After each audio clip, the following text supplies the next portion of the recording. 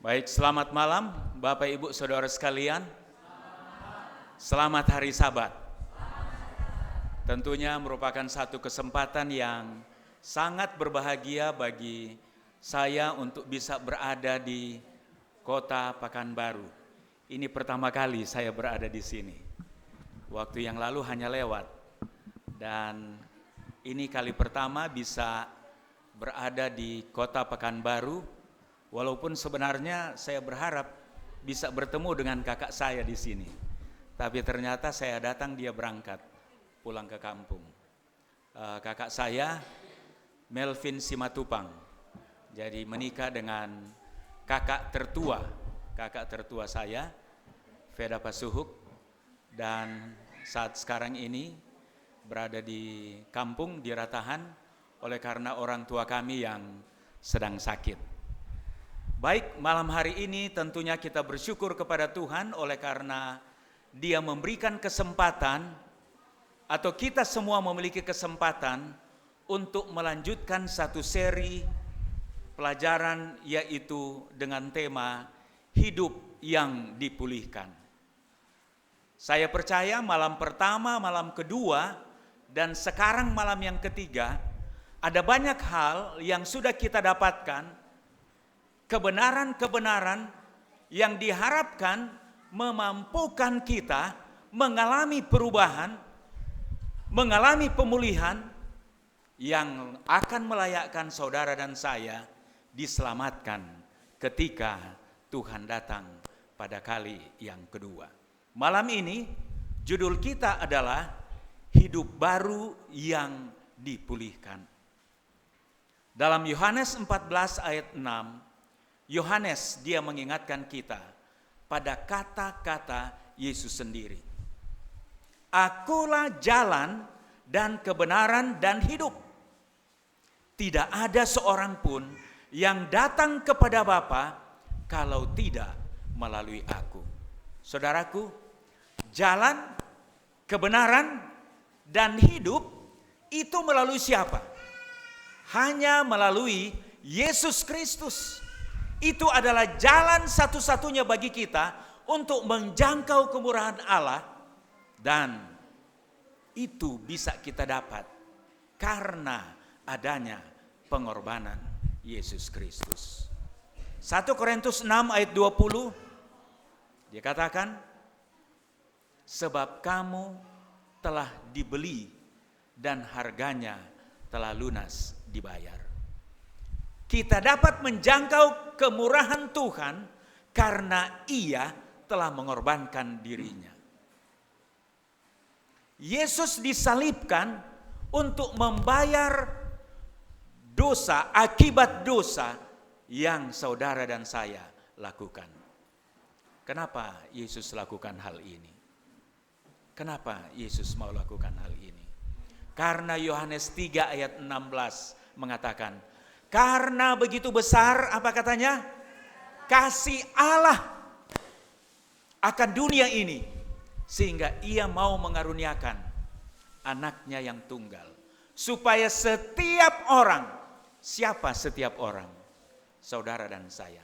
Setiap orang yang percaya kepadanya tidak binasa, tetapi beroleh hidup yang kekal. Karena Allah begitu kasih kepada saudara dan saya. Menjadi pertanyaan bagi kita, apakah kita mengasihi Yesus yang sudah lebih dahulu mengasihi kita? Apakah kita mengasihi Yesus secara sepenuhnya?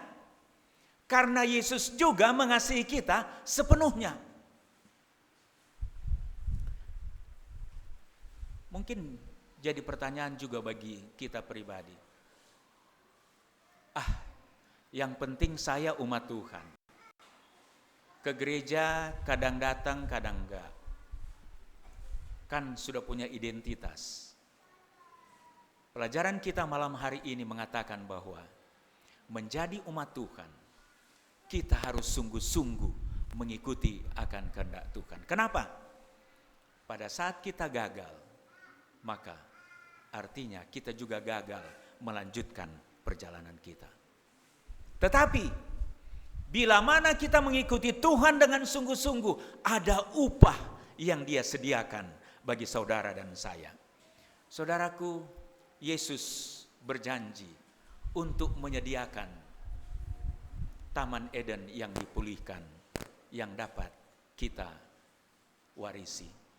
Kerajaan Allah Dia sediakan bagi kita yang setia melakukan akan kehendak-Nya dengan sepenuh hati.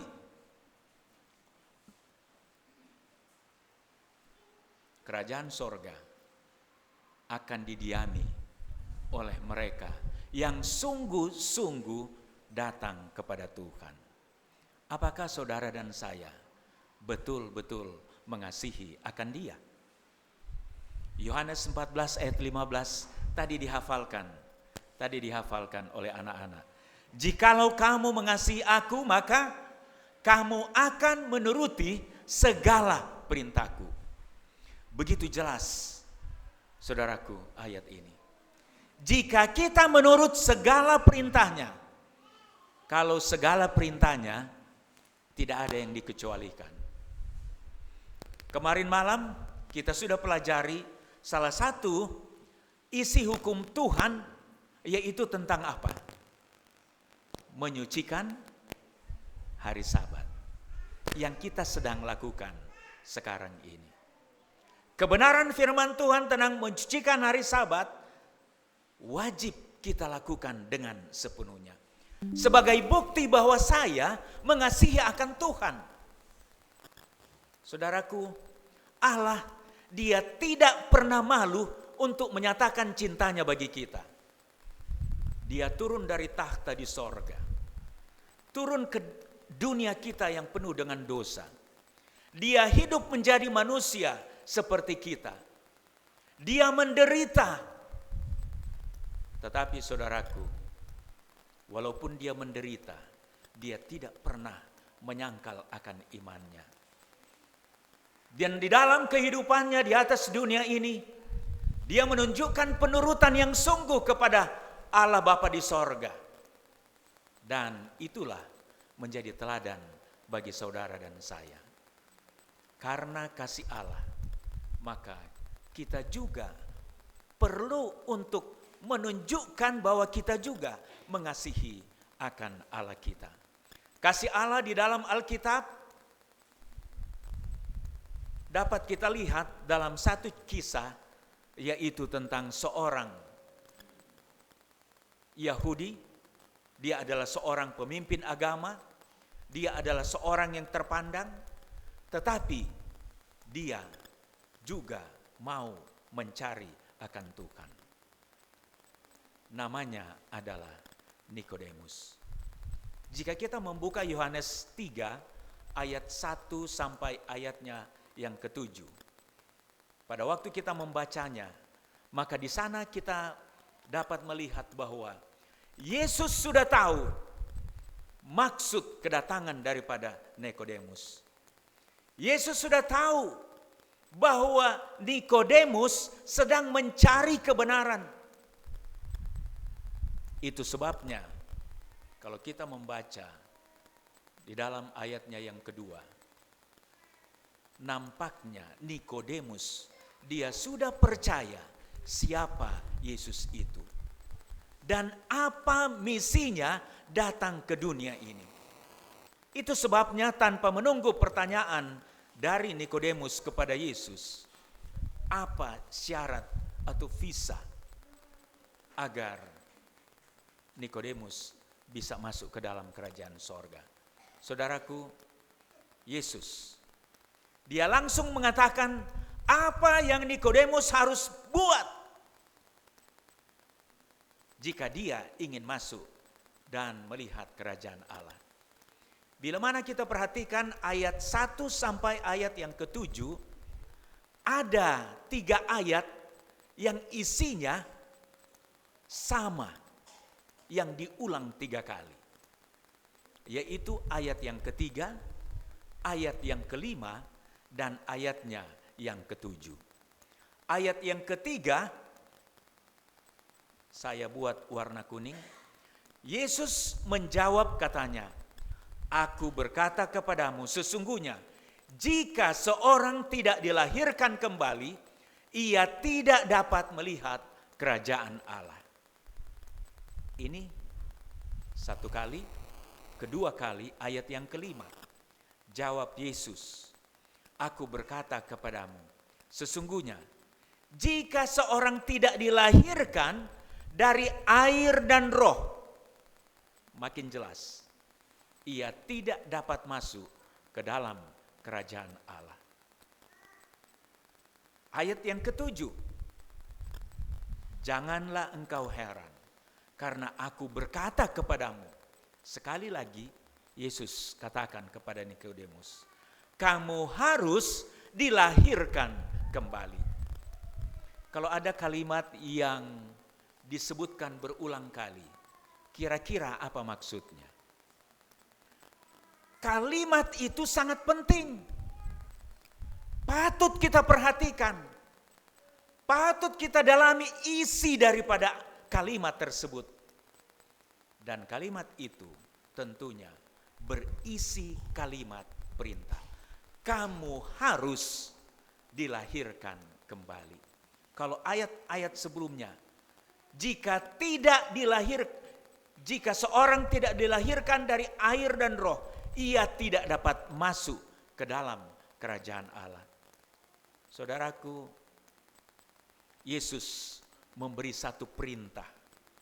Perintahnya jelas, pasti, dan penting. Sesuatu yang harus dibuat, tidak boleh tidak. Karena ini adalah firman Allah.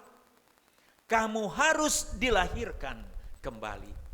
Dengan kata lain, Yesus katakan, kalau engkau tidak dilahirkan kembali dari air dan roh, engkau tidak dapat masuk ke dalam kerajaan Allah.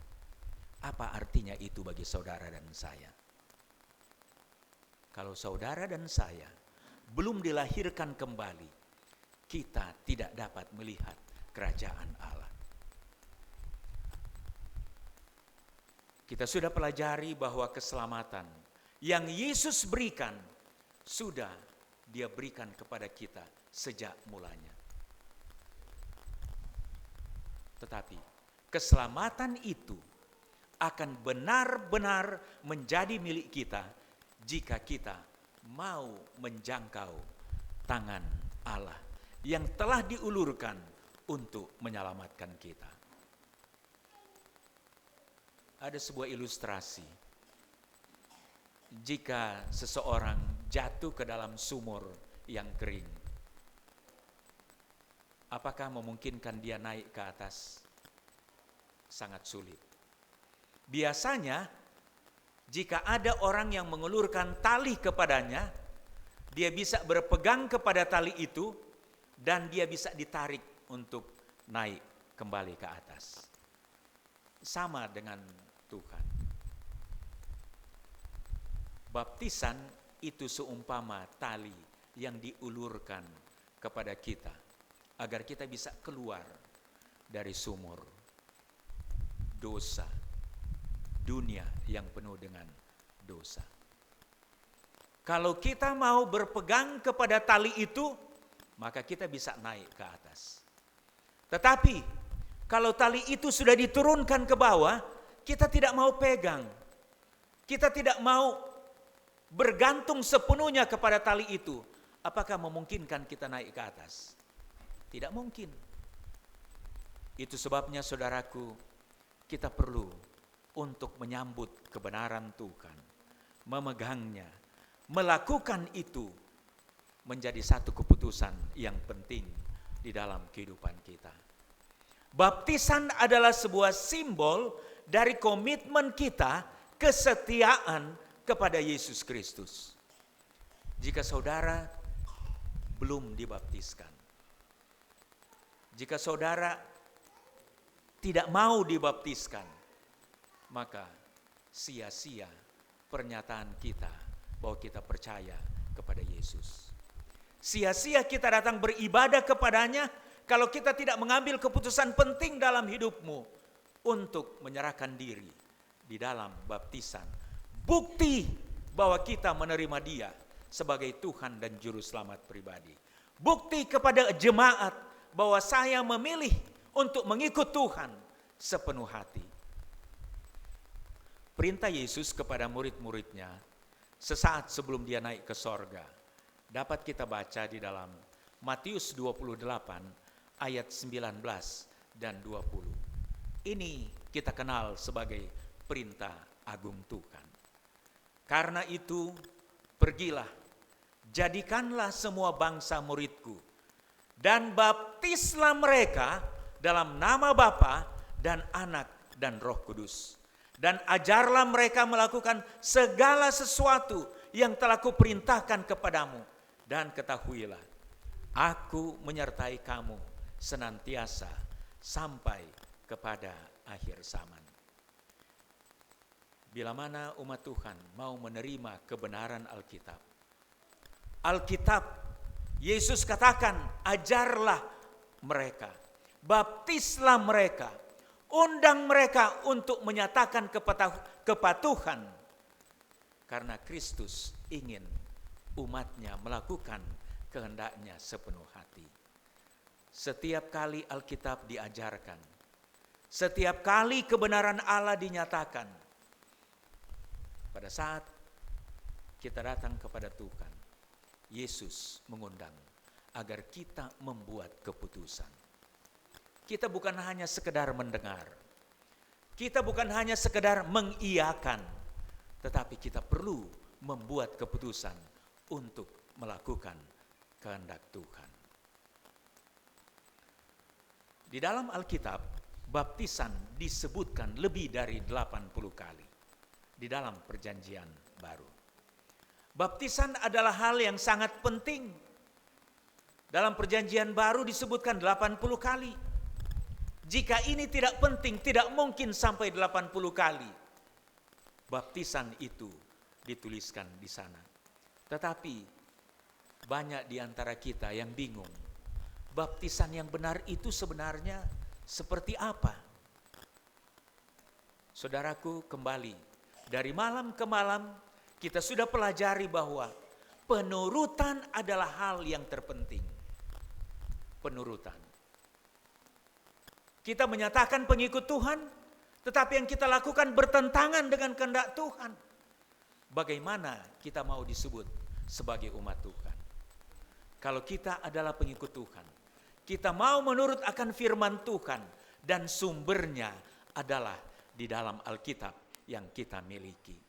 Malam ini kita akan belajar tentang baptisan yang diajarkan oleh Alkitab. Apakah Alkitab mengajarkan baptisan bayi? Satu hal yang pasti bahwa Alkitab, kalau kita baca keseluruhan Alkitab, tidak ada ayat yang mengajarkan baptisan bayi. Perintah agung pergi dan ajarkan sebelum dibaptis mengartikan bahwa orang yang dibaptis adalah orang yang dapat diajar, orang yang dapat mengerti. Kalau bayi, saya kira apa yang kita mau sampaikan, kemudian kita tahu bahwa dia sudah mengerti. Itu sebabnya baptisan itu yang disebutkan pergi, ajarkan, baptiskan adalah orang yang sudah mengerti. Yesus katakan, pergi jadikan murid.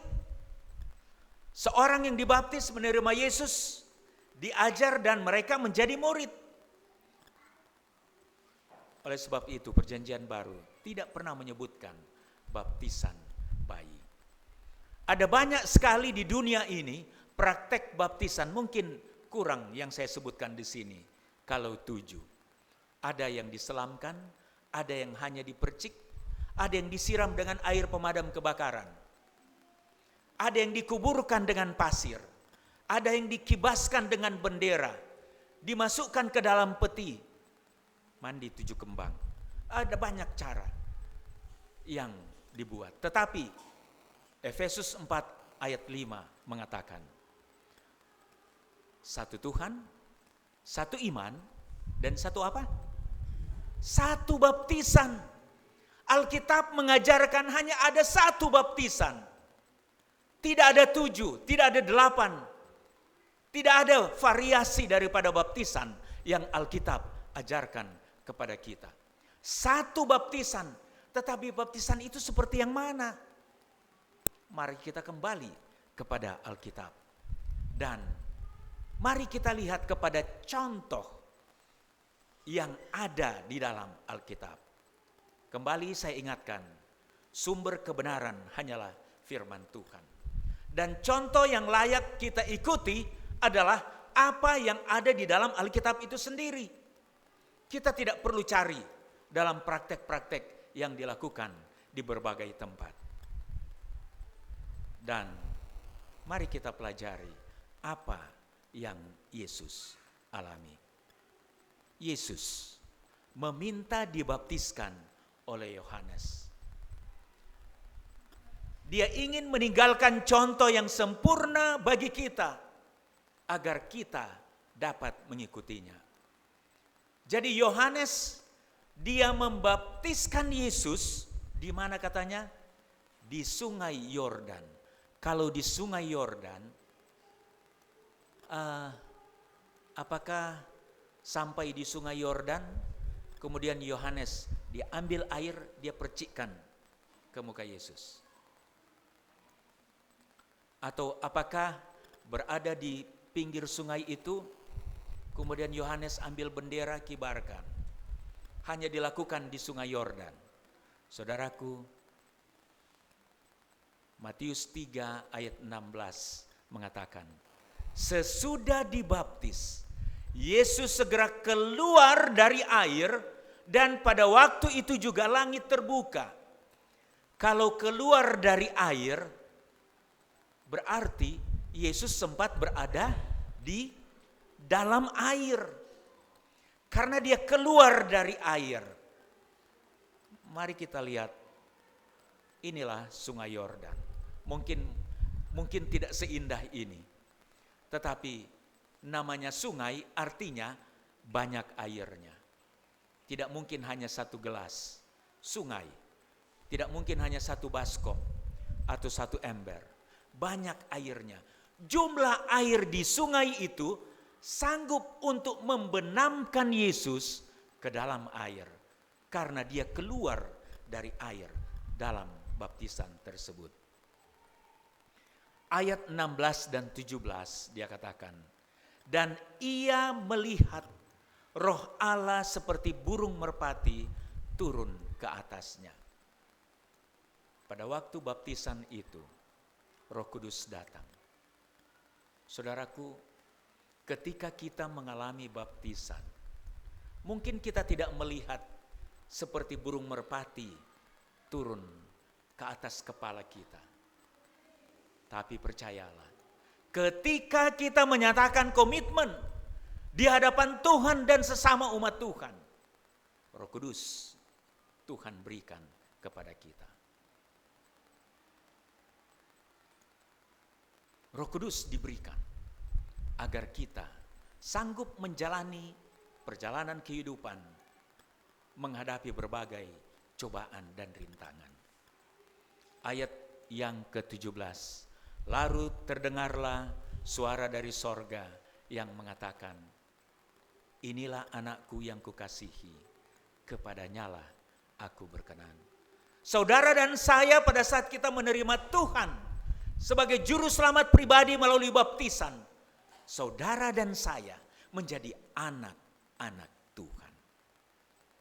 Roh Kudus yang turun seperti burung merpati adalah lambang penyertaan Tuhan saat kita menerima baptisan tersebut. Sejarah mencatat bahwa umat percaya untuk berabad-abad lamanya telah mengalami kebahagiaan setelah membuat komitmen sepenuhnya setia kepada Kristus, memilih Kristus sebagai Tuhan dan Juru Selamat melalui baptisan. Bukti dalam sejarah, bukti arkeolog menyatakan bahwa di abad pertama, gereja di Filipi bahwa ada kolam baptisan. Mungkin mereka tidak pergi ke sungai, tapi mereka memiliki kolam baptisan. Sejarah gereja mula-mula ditemukan bahwa ada kolam baptisan. Ada juga yang seperti ini. Dan kalau kita lihat ukurannya pas, bahwa mereka melakukan baptisan di tempat itu. Di Efesus ada juga foto agak besar. Ada tangganya turun ke sana. Baptisan, tempat untuk baptisan. Sejarah juga mencatat Kardinal Janis Gibbons dalam bukunya Faith of Our Fathers, dia katakan, untuk beberapa abad setelah berdirinya kekristenan, baptisan dilakukan melalui, apa katanya? Diselamkan. Kalimat selanjutnya. Tetapi setelah abad ke-12, praktek baptisan melalui mencurahkan, mempercikkan air ke atas seseorang dilakukan oleh gereja Katolik. Dengan cara ini adalah lebih mudah dibandingkan dengan diselamkan. Jadi perubahan ini ternyata dilakukan agar lebih praktis. Tetapi kembali, dari awal saya katakan, pada waktu kita mau menurut Tuhan, pada waktu kita mengatakan saya adalah pengikut Tuhan, maka sumber utama, kebenaran utama yang perlu kita ikuti adalah apa saudaraku? Alkitab, firman Tuhan. Gereja menjalankan kebijaksanaan oleh menerima cara yang lebih mudah sesuai dengan situasi, waktu, dan tempat. Saudaraku, percikan kepada bayi dan disiramkan air kemudian diterima secara resmi pada waktu itu menggantikan bentuk baptisan yang diselamkan. Saudaraku, dapatkah kita melihat mengapa Tuhan membutuhkan gerejanya saat ini untuk menuntun kita kembali kepada sumber kebenaran itu, yaitu Alkitab. Allah sedang mengingatkan kita untuk kembali kepada baptisan yang benar, baptisan yang berlandaskan firman Tuhan, bukan ciptaan manusia. Kita sudah pelajari kemarin, manusia merubah hari perbaktian dari hari Sabtu, hari Sabat, kepada hari Minggu, ataupun hari yang lain.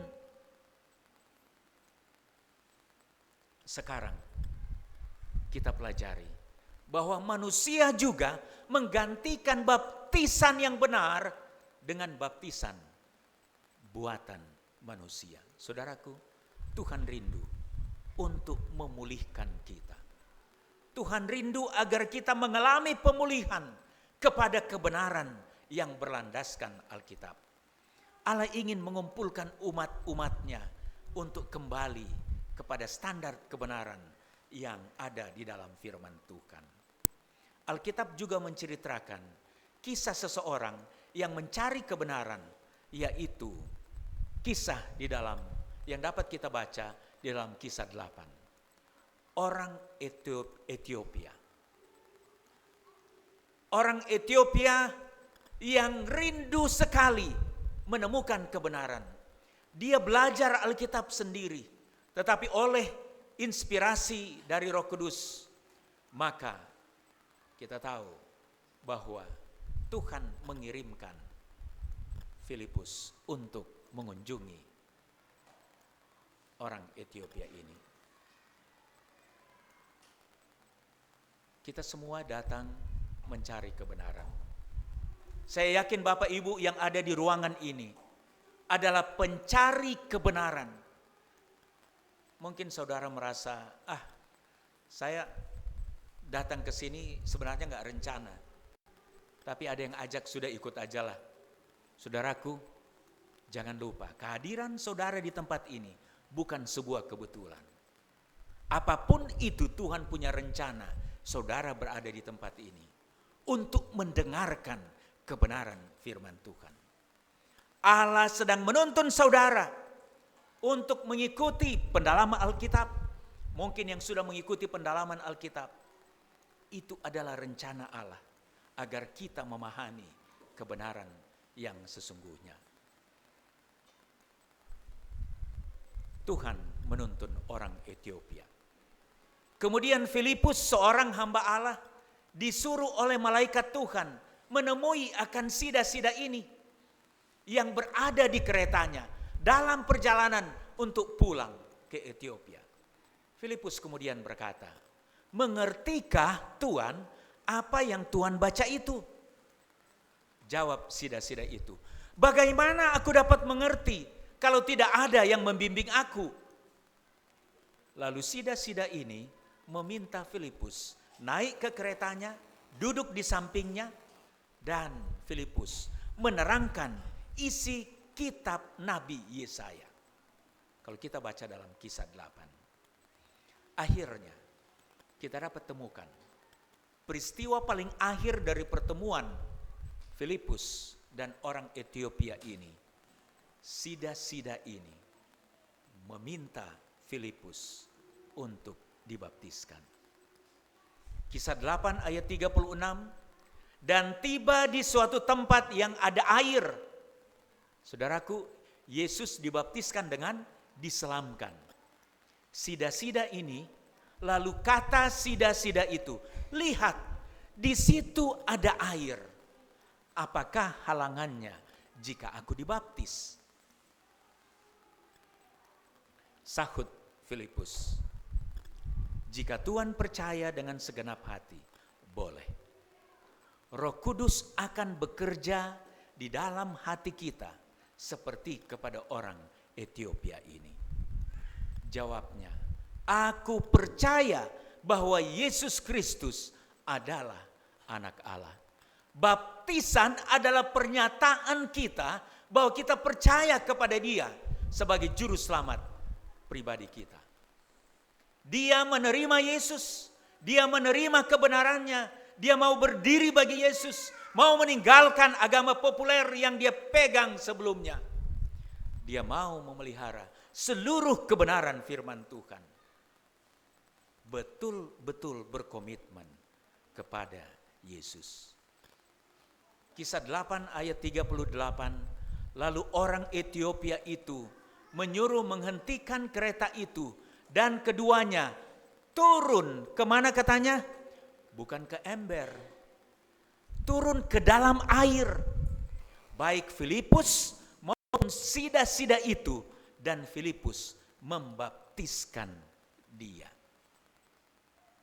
Walaupun saudara sudah mempunyai keyakinan agama, walaupun saudara taat beribadah kepada Allah, tetapi jika baru sekarang ini saudara mendengarkan kebenaran tentang baptisan itu,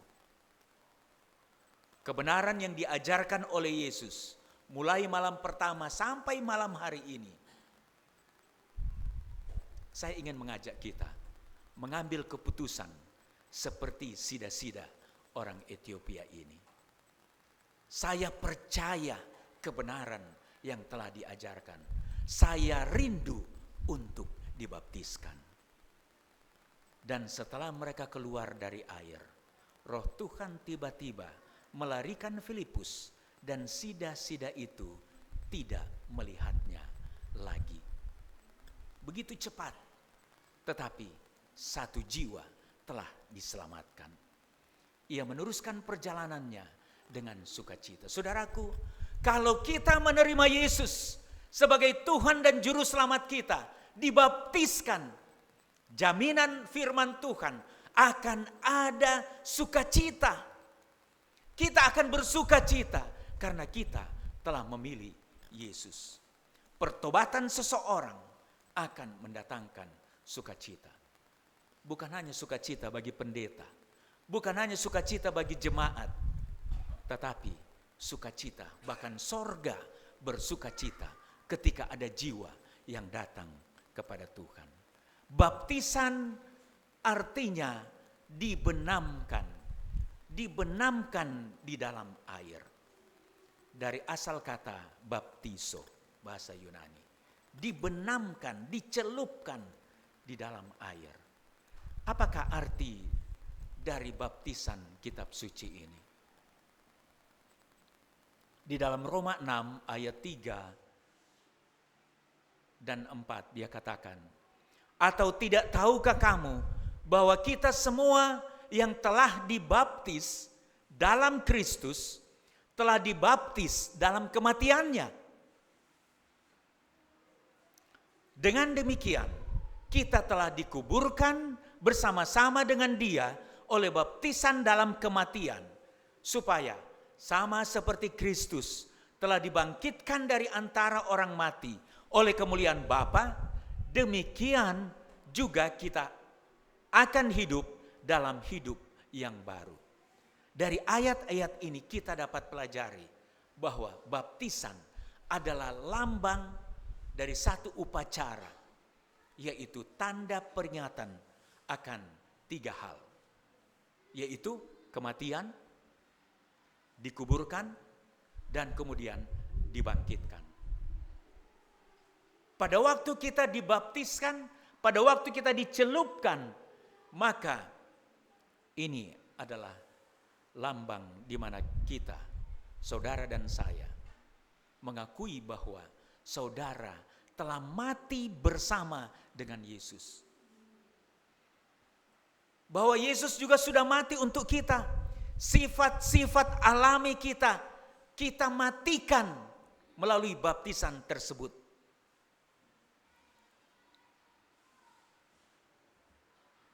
Lambang kemudian dikuburkan. Ketika saudara dibaptis, itu saatnya saudara menyatakan bahwa saudara percaya kepada Yesus. Dan kemudian kehidupan lama kita, dosa-dosa kita kuburkan jauh di dalam air tersebut. Dan ketika kita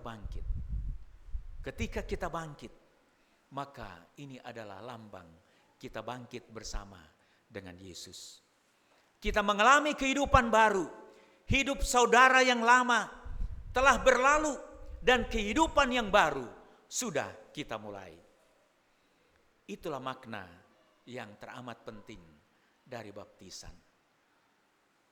Seorang yang berdosa mengalami kematian oleh dosa dan dikuburkan, kemudian dibangkitkan dalam satu hidup yang baru. Kita semua adalah orang yang berdosa. Tidak seorang pun yang luput daripada melakukan dosa. Itu sebabnya kita perlu untuk dibaptiskan. Bagi mereka yang sudah dibaptiskan, sangat perlu bagi kita untuk mengikuti perjamuan kudus. Saat di mana kita akan menyerahkan totalitas kehidupan kita untuk mati, dikuburkan, dan hidup baru.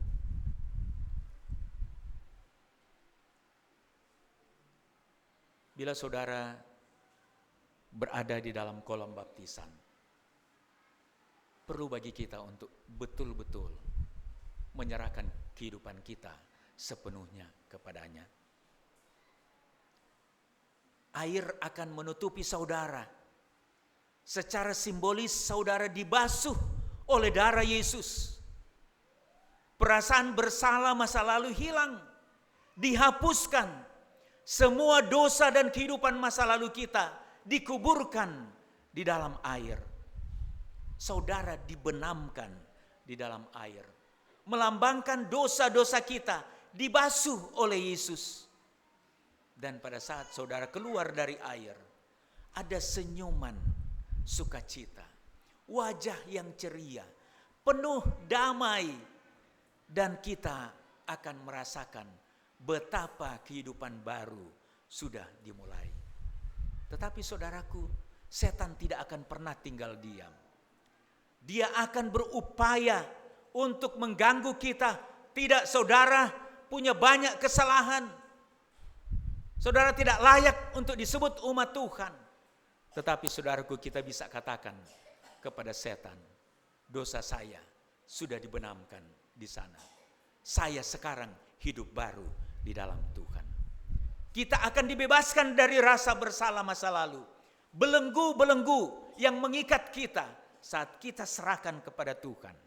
Kuasa Roh Kudus akan sanggup mengubahkan kita. Kita sudah pelajari bahwa kita adalah orang berdosa yang perlu untuk dibaptiskan kembali. Karena Yesus, walaupun dia tidak berdosa, dia juga dibaptiskan.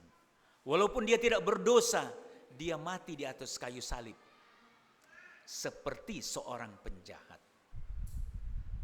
Matius 3 ayat 13 sampai 15 mengatakan, maka datanglah Yesus dari Galilea ke Yordan kepada Yohanes untuk dibaptis olehnya. Tetapi Yohanes mencegah dia, katanya, akulah yang perlu dibaptis olehmu, dan engkau yang datang kepadaku. Lalu Yesus menjawab, katanya kepadanya, biarlah hal itu terjadi, karena demikianlah sepatutnya kita menggenapkan seluruh perintah Allah. Dan Yohanes pun menurutinya. Kisah Yesus dibaptis oleh Yohanes. Yesus datang dari Galilea ke Yordan, bertemu dengan Yohanes Pembaptis. Walaupun Yohanes mencegah untuk membaptisnya, tetapi Yesus katakan, akulah yang perlu dibaptis olehmu. Yesus meminta dibaptiskan oleh karena dia ingin dikenal sebagai manusia seperti saudara dan saya.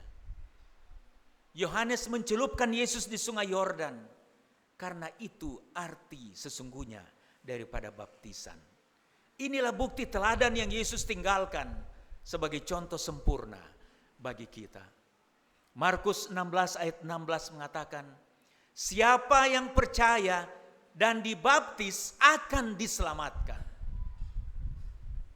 Artinya, orang yang diselamatkan harus dibaptis. Baptisan adalah satu-satunya cara manusia berdosa dapat dipersiapkan untuk mendapatkan keselamatan. Lukas 21 ayat 17 sampai 19. Dan kamu akan dibenci semua orang. Mungkin kita khawatir, kalau saya dibaptiskan, waduh, nanti saya tidak punya teman lagi. Nanti saya akan dibenci, saya akan dikucilkan. Firman Tuhan mengatakan, dan kamu akan dibenci semua orang oleh karena namaku. Tetapi tidak sehelai pun dari rambut kepalamu akan hilang. Apa artinya? Bisa jadi kita dibenci, tapi penyertaan Tuhan akan terus beserta dengan kita. Kalau kamu tetap bertahan, kamu akan memperoleh hidupmu. Bukan hanya di dunia ini, ayat 18, tidak sehelai rambutmu, kepalamu akan hilang. Yang mengartikan penyertaan Tuhan. Tetapi yang ayat 19, kamu akan tetap bertahan dan memperoleh hidupmu. Tuhan, dia mengundang kita untuk mengambil sikap.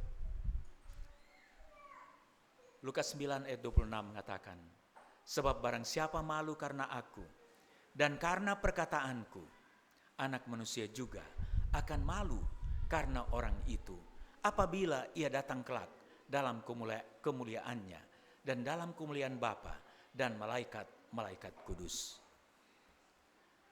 Buang rasa malu kalau menerima Tuhan. Jangan ragu untuk menerima baptisan. Jangan malu sama keluarga. Jangan malu sama tetangga. Jangan malu sama teman. Kisah Para Rasul 22 ayat 16 mengatakan, dan sekarang, mengapa engkau masih ragu-ragu? Bangunlah, berilah dirimu dibaptis, dan dosa-dosamu disucikan sambil berseru kepada nama Tuhan. Beri dirimu dibaptis. Malam ini saya ingin mengajak kita untuk memperbaharui komitmen kita untuk setia kepada Allah. Malam ini saya ingin mengajak kita, bagi mereka yang sudah dibaptiskan, kita berkomitmen, saya akan setia kepada Tuhan. Saya sudah dibaptiskan, bukti kesetiaan saya akan saya nyatakan di hadapan Tuhan. Pada malam hari ini saya mengajak kita untuk menyanyikan lagu Sion 257. Lagu Sion nomor 257. Sambil lagu ini dinyanyikan setengah suara, saya akan memanggil Bapak, Ibu, Saudara, orang muda, remaja yang sudah memiliki komitmen untuk melakukan kebenaran firman Tuhan, untuk setia dalam memelihara akan hari Sabat Tuhan, untuk setia melakukan kehendak Tuhan dan sepenuhnya nyatakan itu di hadapan umat Tuhan, di hadapan sorga melalui baptisan.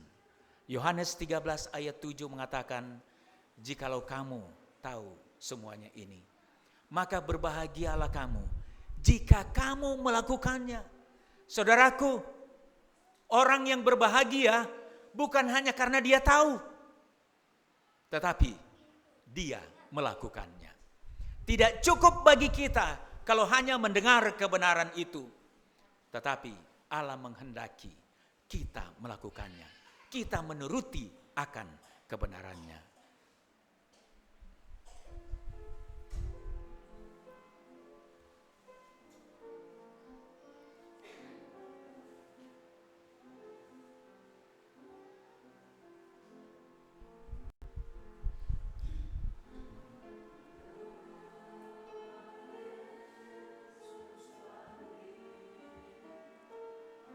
Aku dengar Yesus panggil. Saudaraku, Yesus sedang memanggil nama Anda. Yesus sedang membisikkan di telinga Anda.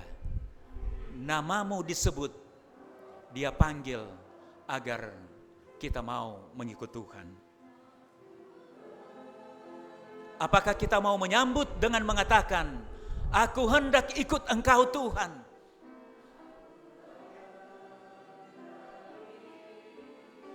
Bila mana kita telah mendengar nama kita disebut, Tuhan menyebut di telinga saudara, sambut, mari sambut panggilan Tuhan.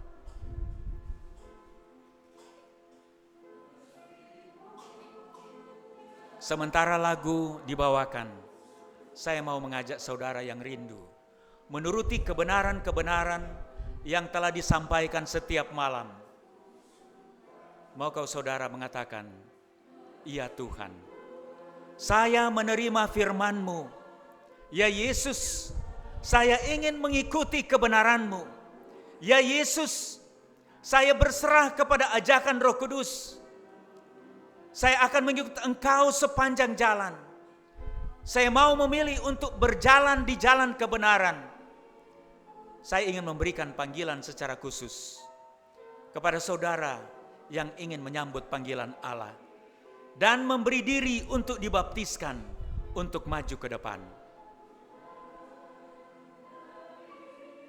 Kita sudah pelajari, Tuhan tidak pernah malu untuk menyelamatkan saudara. Tuhan rindu dalam keberanian kita mau datang ke depan, mau nyatakan bahwa saya pengikut Engkau Tuhan, saya mau setia kepada Engkau, saya mau menerima baptisan yang kudus. Terima kasih. Tuhan melihat penyerahanmu. Tuhan melihat penyerahanmu yang sungguh untuk menerima Dia sebagai Tuhan dan Juru Selamat pribadi. Apabila itu keputusanmu, saya percaya malaikat bersuka cita. Apakah masih ada di antara kita yang rindu menyatakan di hadapan Tuhan, saya mau mengikut Tuhan? Saya akan berdoa. Saat kita berdoa, biarlah masing-masing kita menundukkan kepala. Kita berdoa kepada Tuhan. Bagi yang telah menerima baptisan, Tuhan, saya mau memperbaharui komitmen setia saya kepada Tuhan. Yang sedang bergumul, berdoalah dalam hatimu, Tuhan menangkan saya. Jangan buat saya gagal untuk menerima kebenaran Tuhan dengan sepenuhnya. Bapa di sorga, sementara lagu dinyanyikan setengah suara,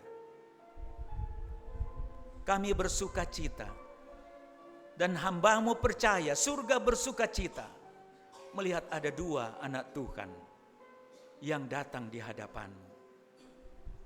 Bapa di sorga, bila mana masih ada di antara umat-umat Tuhan yang masih bergumul, kuatkan hati mereka, menangkan pergumulan mereka, tuntun mereka untuk mau datang menyerahkan kehidupan mereka sepenuhnya kepada Tuhan. Karena kami telah pelajari kebenaran firman Tuhan yang harus kami ikuti. Terima kasih Tuhan untuk 2 jiwa yang telah datang di hadapan-Mu. Kami berdoa, kiranya Tuhan akan teguhkan iman mereka, keputusan yang telah diambil, sehingga pada besok hari, ketika upacara baptisan yang kudus akan dilaksanakan, kedua umat Tuhan ini akan merasakan bagaimana Roh Kudus Tuhan dicurahkan. Tuhan akan persiapkan mereka untuk sanggup menjalani kehidupan dalam problema apapun, dalam pergumulan apapun. Roh Kudus Tuhan akan terus menuntun mereka. Lebih daripada itu, janji keselamatan pada waktu Tuhan datang kali yang kedua dapat mereka miliki. Terima kasih Tuhan. Terima kasih untuk jawaban doa-Mu. Dan terima kasih karena komitmen kami semua yang hadir pada malam hari ini untuk setia kepada Tuhan. Tuhan dengar. Terima kasih Tuhan. Kami persembahkan doa ini di dalam nama Yesus Tuhan dan penebus dosa kami. Amin. Silakan duduk kembali.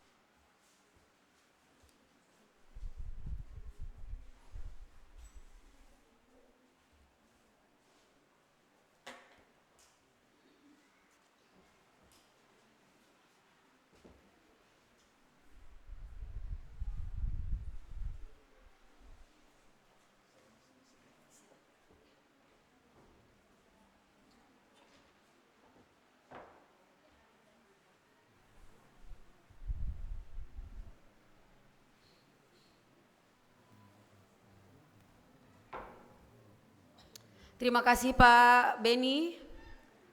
Saya hampir mau mengatakan Bapak ini adalah seorang pendeta. Jadi Bapak Ibu Saudara-saudara, Pak Beni Pasuhuk bukan seorang pendeta namun seorang evangelis ya.